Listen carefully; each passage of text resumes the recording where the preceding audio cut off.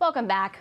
For a woman, you can imagine having a miscarriage would be nothing short of a tragedy.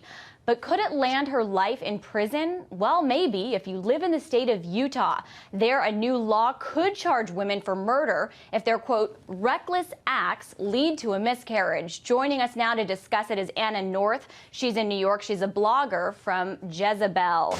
Now, Ms. North, we should mention this law still needs to be approved by the governor of Utah.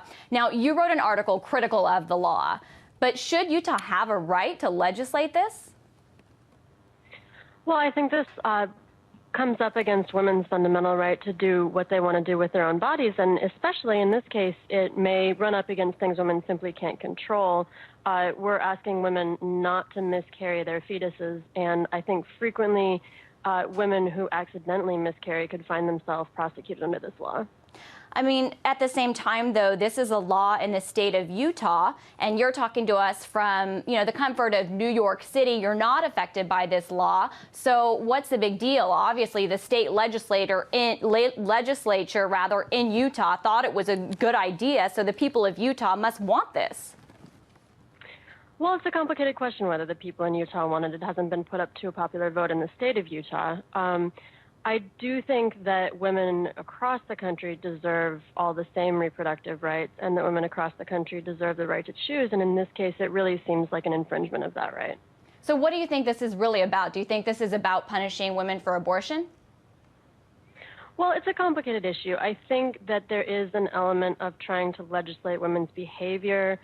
People have been really angry about this and said things like the Utah legislature wants everyone barefoot and pregnant. I don't know that I would go that far, but it does seem that this is a legislature trying to control what women do in a pretty invasive way.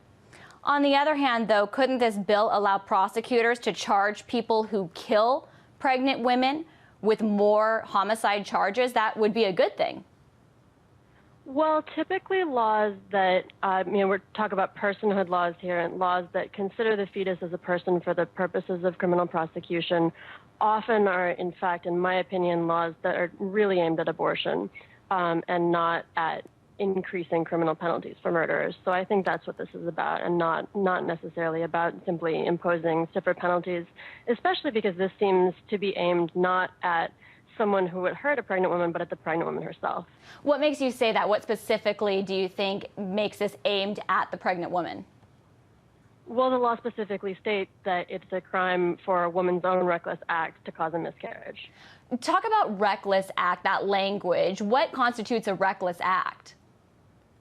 Well, so apparently it could be anything that is known by others to induce a miscarriage. It could be something like not wearing a seatbelt when you're in a car. It could be something like falling down the stairs. Even more troublingly, it could be staying in an abusive relationship.